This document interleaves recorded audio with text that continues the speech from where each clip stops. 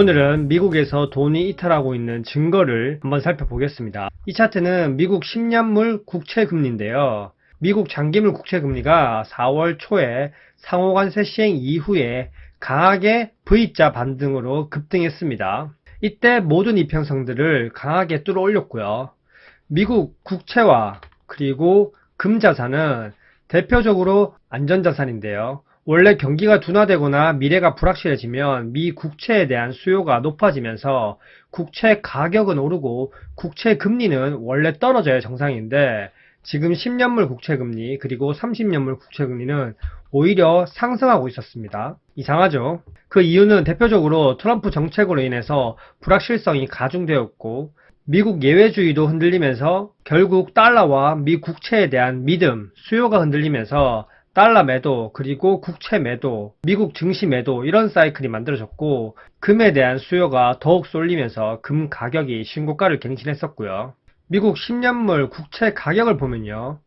이렇게 슈팅이 나오고 나서 갑자기 초급락했었습니다. 아까 제가 보여드렸던 미국 국채 금리가 상승을 하면 국채 가격은 떨어지는 이런 음의 관계를 가지고 있고요. 이런 차트만 봤을 때는 국내 중소형주 코스닥 종목에서 이런 종목들이 많이 보이죠.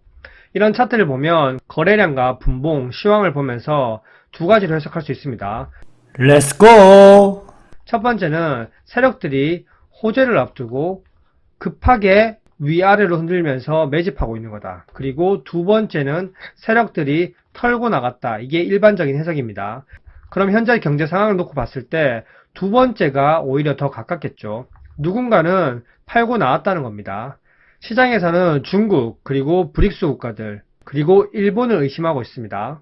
달러는 지금 약세인데 일본 엔화는 안전자산의 역할을 하면서 지속적으로 상승하면서 강세를 보이고 있습니다. 미 국채 매도와 연관성이 있겠죠.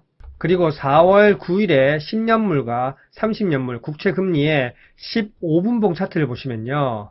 시장에서는 설마 상호 관세가 정말 발효되겠어 이렇게 생각하다가 정말 4월 9일날 한국 시간으로 오후 1시에 발효되자마자 15분봉을 보면 급하게 튀어오르면서 초급등을 했었습니다. 이렇게 급등한 건 45년 만이고요.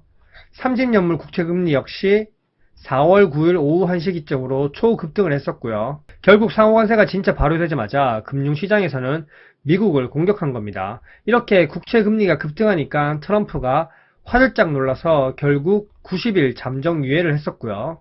다시 미 10년물 국채 가격 차트를 보면요. 여기서 우리가 생각해야 될 게 시장이 안정되어가는 시나리오로 가면 좋겠지만 저는 트럼프가 부채 한도 이슈도 있고 셧다운 이슈를 앞두고 잠시 브레이크를 잡았다고 보는 시선입니다. 결국 월봉 차트도 한번 길게 한번 보시면요. 월봉 차트도 급락하고 바닥을 다지는 듯 보이지만 아직 완벽하게 바닥을 잡았다 이렇게 볼 수는 없고요. 현재 1차 지지라인에서 잘 버텨주는 모습입니다. 하지만 한 번 더 충격이 오면 2차 지지라인까지 무너질 수 있는 그런 자리고요. 차트상으로만 보면 나스닥 차트와 비슷하지 않나요? 고점에서 오랜 기간 행보하면서 매물대를 만들고 한번 오버슈팅이 나온 뒤에 페이크를 준 뒤 급락하고요. 그리고 현재 가까이 보시면 단기 평선들은 다 장기 평선을 깨고 내려온 데드크로스가 발생했고 중장기 이평선들도 방향을 돌리면서 꺾이고 있는 모습입니다. 제가 나스닥 차트 분석할 때도 그렇게 말씀드렸었고요. 현재는 단기 반등 구간으로 볼 수 있습니다.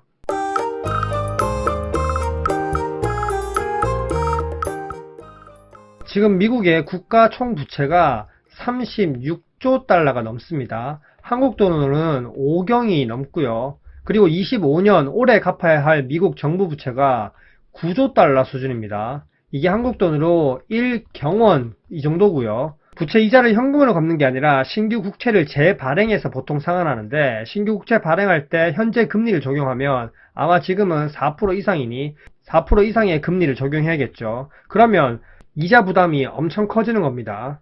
이자 부담이 방위비보다 크다고 하죠. 무슨 수를 썼더라도 미국은 장기물 국채 금리를 낮춰야 됩니다.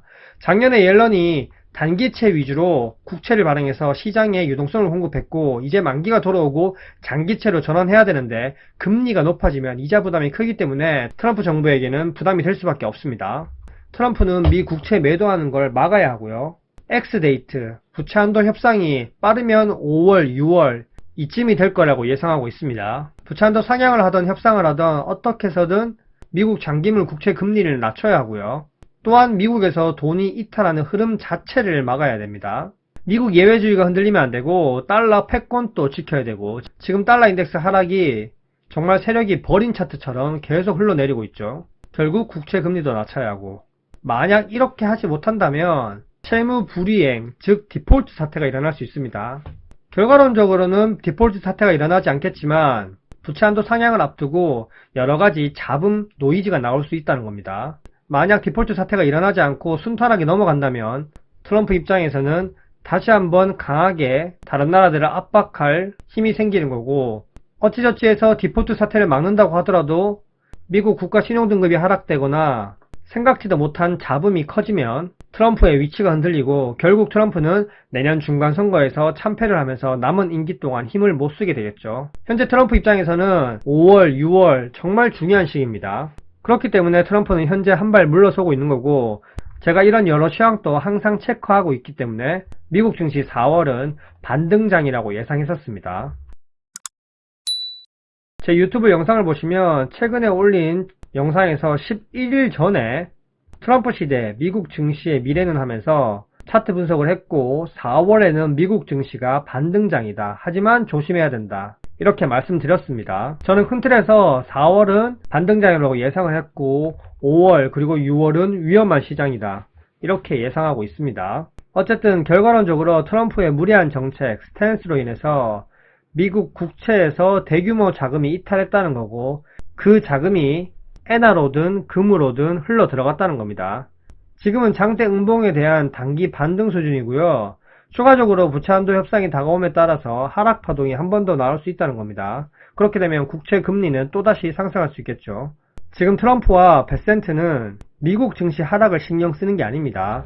오로지 국채 금리 상승을 막기 위해서 혈안이 되어 있습니다. 국채 금리 흐름에 따라서 앞으로 미국 증시 흐름도 달라질 것으로 예상하고 있습니다. 다음에는 달러 인덱스를 보면서 한번 얘기해 보겠고요.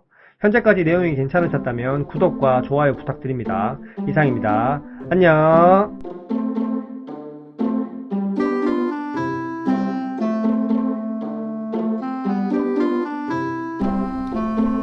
와이